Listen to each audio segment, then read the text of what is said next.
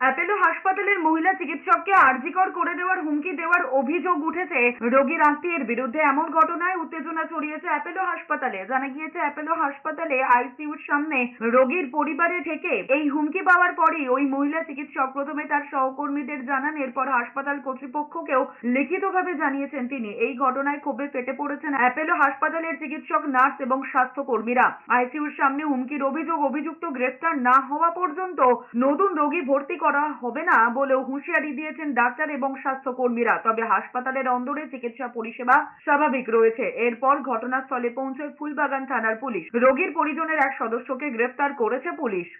যখন দিচ্ছেন আমি বললাম পেশেন্টকে বাঁচাতে, প্লিজ আন্ডারস্ট্যান্ড। আমাদের সবাই এই অ্যাটেন্ডেন্টটা চেক করছে অ্যাপোলোকে আরজিকর বানিয়ে দেবে।